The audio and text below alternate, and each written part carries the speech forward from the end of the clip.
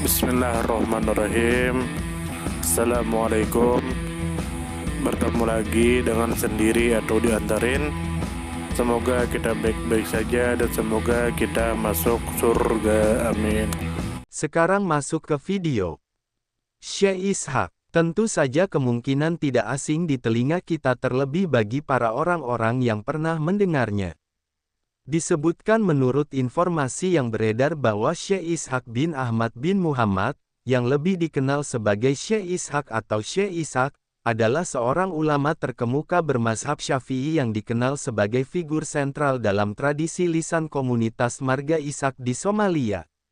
Beliau merupakan tokoh yang secara tradisional diyakini sebagai nenek moyang Sayyid dari klan Ishaq, salah satu kelompok besar yang tersebar luas dan memiliki populasi padat di kawasan tanduk Afrika.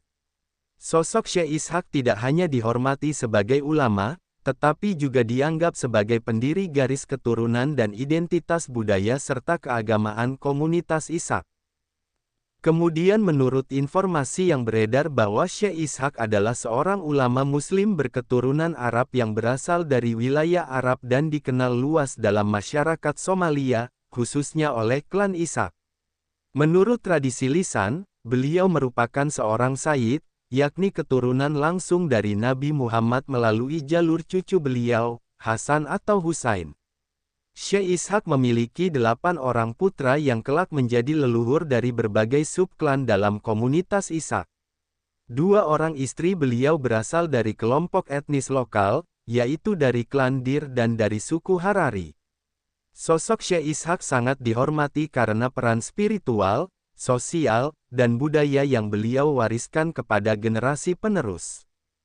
Kemudian menurut informasi yang beredar bahwa perjalanan Syekh Ishaq ke kawasan tanduk Afrika diperkirakan terjadi pada abad ke-10 atau abad ke-11 Masehi.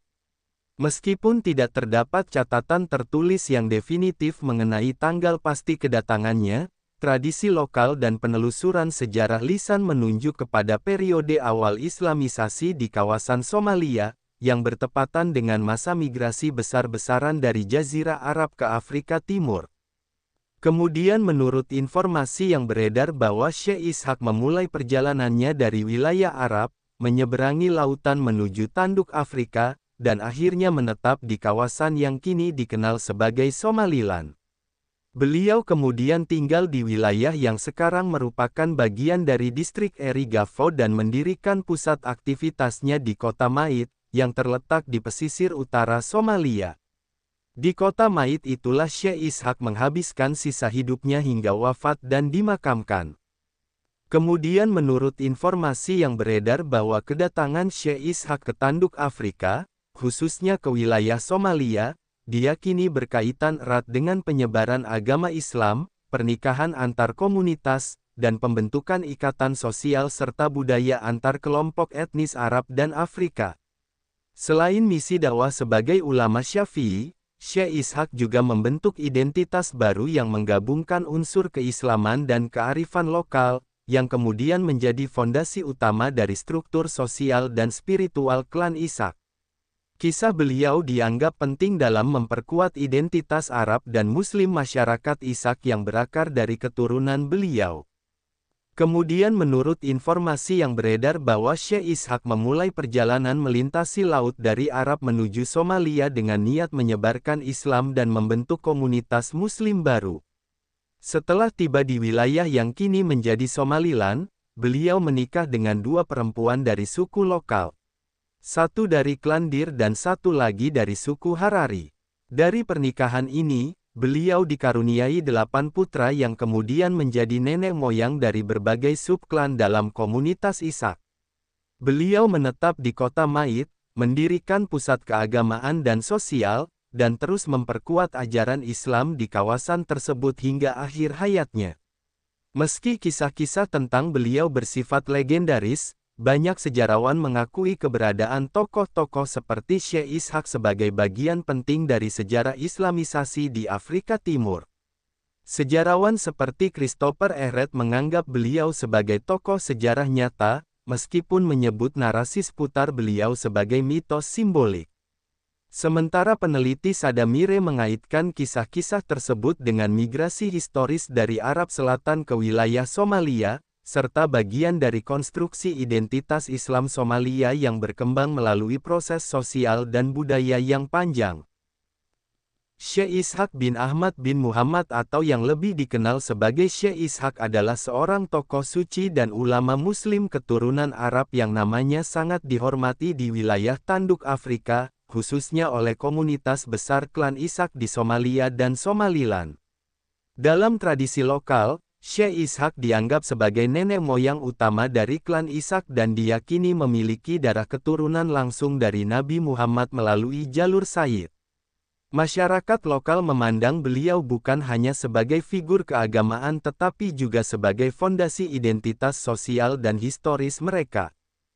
Berdasarkan narasi tradisional dan silsilah yang diwariskan secara turun-temurun dalam komunitas Ishaq, Syekh Ishaq datang dari Jazirah Arab, kemungkinan besar dari wilayah Hadramaut atau Hijaz, dan tiba di kawasan Tanduk Afrika antara abad ke-10 hingga abad ke-11 Masehi.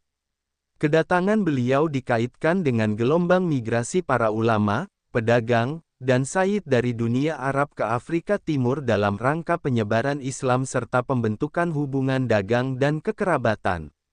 Proses migrasi ini merupakan bagian dari dinamika besar penyebaran Islam melalui rute maritim Laut Merah dan Samudra Hindia.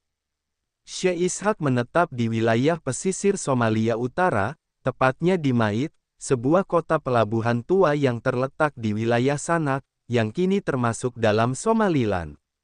Kota Mait pada masa itu merupakan pusat penting dalam jaringan perdagangan dan penyebaran Islam di wilayah tersebut.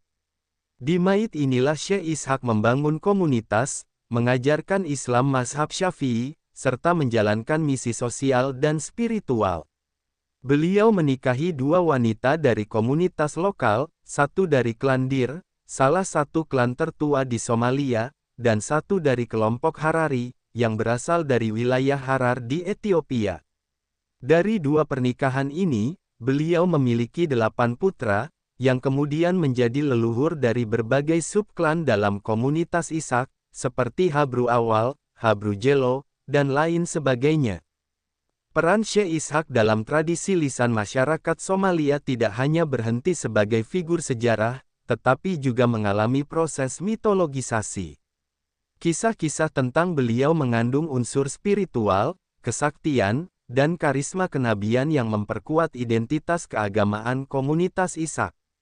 Dalam beberapa versi cerita, bahkan disebutkan bahwa Syekh Ishaq memiliki pengetahuan ilahiyah dan kemampuan luar biasa dalam menundukkan kekuatan jahat, menyembuhkan penyakit, serta memberikan berkat kepada wilayah yang beliau tinggali.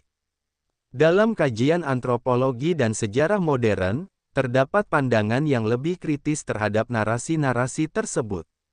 Sejarawan seperti Christopher Ehret mengakui keberadaan tokoh Syekh Ishaq sebagai figur sejarah yang nyata, namun melihat elemen-elemen kisah yang berkembang di sekitarnya sebagai bentuk legenda atau mitos kolektif yang berfungsi memperkuat legitimasi politik dan kultural suatu kelompok sosial.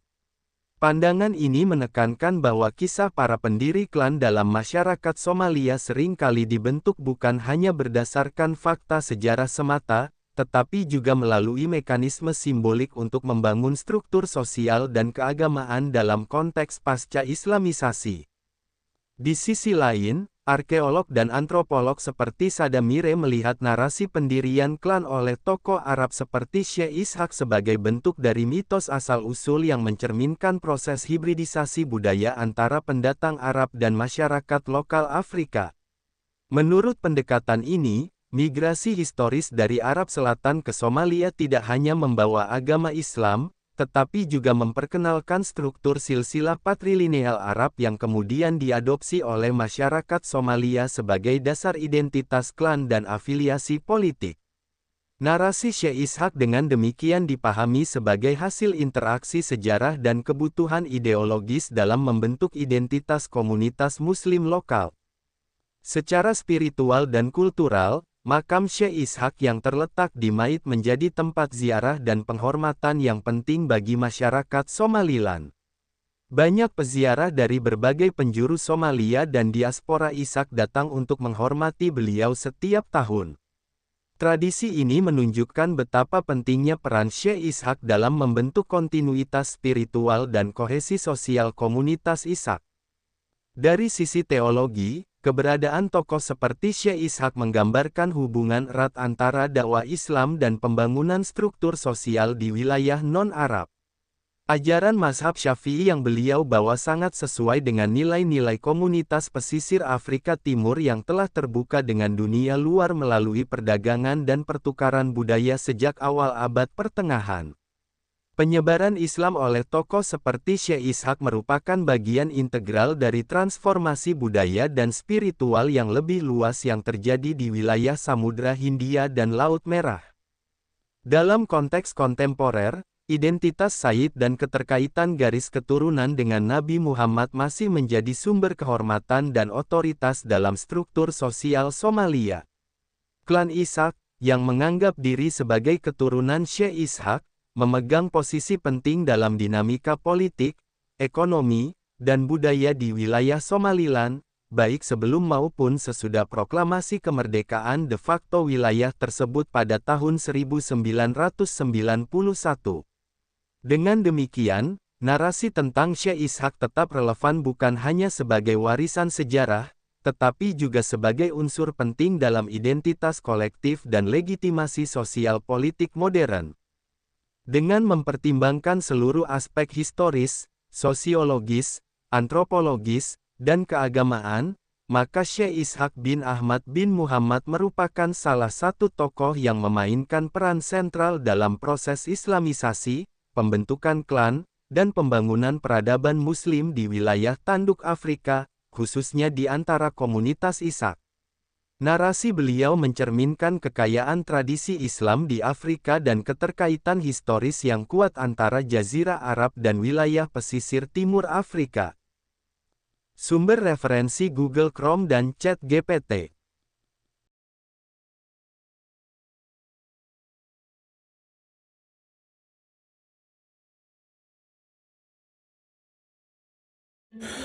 Tentu kita tahu bahwa dalam setiap perjalanan hidup, selalu ada saat ketika diri kita merasa lelah, goyah, bahkan ingin menyerah. Namun di balik setiap perintangan tersembunyi peluang untuk tumbuh dan menguatkan diri kita. Hari ini adalah kesempatan baru, saat yang tepat untuk kembali menyusun niat, memperbaiki langkah, dan meyakini bahwa setiap tetes usaha tidak akan pernah sia-sia.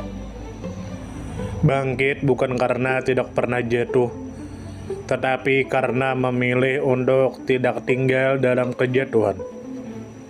Teruslah melangkah meski perlahan, karena selangkah lebih dekat adalah lebih baik daripada diam dalam keraguan. Ya Allah, ya Tuhan kami yang Maha Pengasih lagi Maha Penyayang, jadikanlah hidup kami ini sebagai ladang amal yang penuh berkah. Berikan kekuatan untuk terus menebar kebaikan di dunia. Anugerahkan kemudahan dalam menghadapi segala ujian, dan karuniakan akhir kehidupan yang baik. Lindungi diri kami dan keluarga dan fitnah dunia yang menipu. Jadikanlah akhirat kami sebagai tempat peristirahatan terbaik, dan masukkanlah kami ke dalam surga-Mu bersama orang-orang yang Engkau cintai, serta jauhkan kami dari siksa api neraka dan kemurkaan-Mu yang tak tertahankan. Kepada setiap orang yang pernah hadir dalam perjalanan ini, terima kasih atas waktu, kebaikan, dukungan, bahkan teguran. Maafkan atas setiap kata yang menyakiti, sikap yang mengecewakan, atau hati yang mungkin belum sepenuhnya mampu menjaga. Manusia tidak pernah sempurna, namun ketulusan untuk tetap terus belajar dan memperbaiki diri tidak akan pernah padam. Tentu kita tahu bahwa kebaikan tidak selalu datang dalam bentuk besar. Terkadang senyum kecil yang tulus, tangan yang ringan membantu, atau telinga yang mau mendengarkan sudah cukup untuk mengubah hari seseorang menjadi lebih bermakna. Jangan pernah kita menyepelekan kebaikan sekecil apapun, karena bisa jadi satu perbuatan kecil bisa menjadi rahmat Allah turun. Tentu kita tahu menjadi pribadi yang baik bukan berarti tanpa celah, namun menjadi pribadi yang senantiasa sadar dan ingin terus memperbaiki diri. Kebaikan itu menular, dan siapapun yang menanamkan kebaikan akan menuai kebahagiaan meski tak selalu terlihat oleh mata. Dunia membutuhkan lebih banyak hati yang lembut, tangan yang menguatkan, dan jiwa yang peduli. Semoga usaha yang dilakukan bernilai ibadah. Semoga hidup kita menjadi pemberat amal baik, dan semoga kelak ketika dunia telah kita tinggalkan, nama yang tertinggal bukan hanya sekedar dikenang, tetapi menjadi doa yang terus mengalir karena kebaikan yang tidak pernah berhenti untuk ditanam. Terima kasih banyak. Mohon maaf jika ada salah.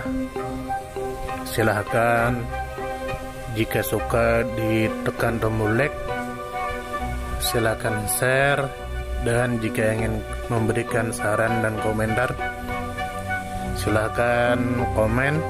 Semoga kita baik-baik saja, semoga kita masuk surga. Wassalamualaikum warahmatullahi wabarakatuh.